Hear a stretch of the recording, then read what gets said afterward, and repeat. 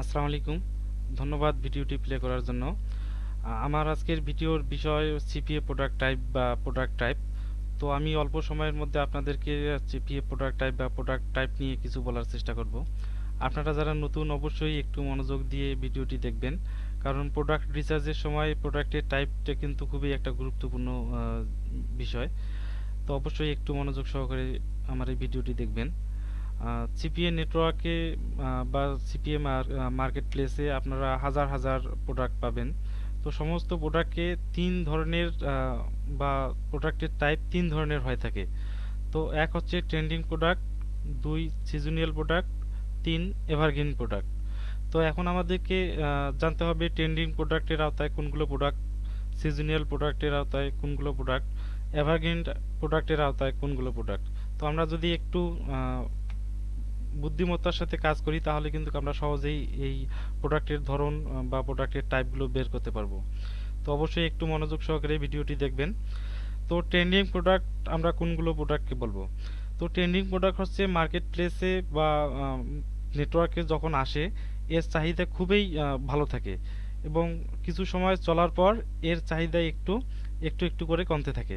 তো এ ধরনের প্রোডাক্টগুলোকে আমরা ট্রেন্ডিং প্রোডাক্ট বলবো।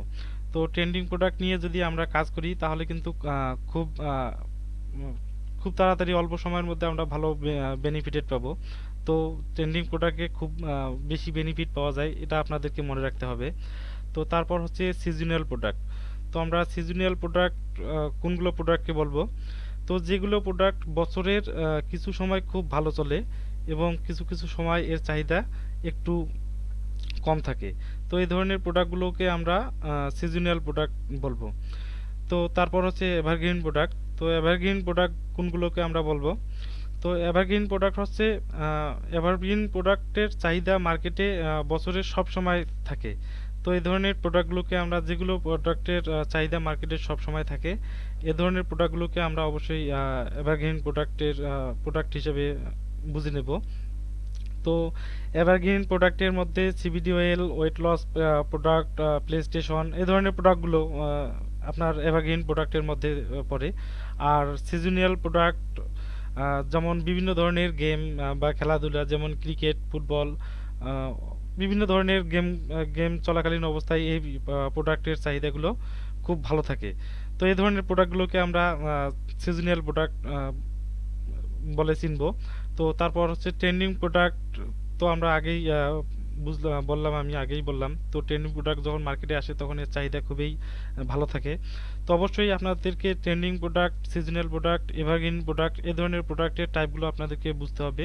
বুঝে শুনেই কিন্তু আপনাদেরকে প্রোডাক্ট রিসার্চ করতে হবে। আপনি যদি এগুলোর প্রোডাক্টের টাইপগুলো যদি না বুঝে আপনি যদি প্রোডাক্ট রিসার্চ করেন আর যদি পেইড মার্কেটিং করেন তাহলে কিন্তু আপনাকে ইনভেস্ট করতে হবে, তাহলে আপনার ইনভেস্ট কিন্তু টাকার মানে লসও হতে পারে, এরকম সম্ভাবনা থাকবে। তো অবশ্যই আপনি যদি পেইড মার্কেটিং করে থাকেন অবশ্যই প্রোডাক্টের টাইপ অনুপাতে আপনাকে প্রোডাক্ট রিসার্চ করতে হবে। তো আপনি আপনি যদি ভালো এক্সপার্ট হন তাহলে কিন্তু ট্রেন্ডিং প্রোডাক্ট নিয়ে কাজ করতে পারেন। আর নতুনদের জন্য আমি অবশ্যই বলবো আপনারা এভারগ্রিন প্রোডাক্ট নিয়ে প্র্যাকটিস করবেন। আর এভারগ্রিন প্রোডাক্ট বছরের সব সময় চলে। তো এই ধরনের প্রোডাক্ট নিয়ে আমরা কিন্তু সব সময় কাজ করতে পারবো। তো অবশ্যই আপনাদেরকে প্রোডাক্ট টাইপ মাথায় রাখতে হবে। প্রোডাক্ট রিসার্চের সময় প্রোডাক্ট টাইপটা খুবই একটা গুরুত্বপূর্ণ বিষয়। তো আজকের ভিডিওটি এ পর্যন্তই। আমার জন্য অবশ্যই দোয়া করবেন। তো থ্যাংক ইউ।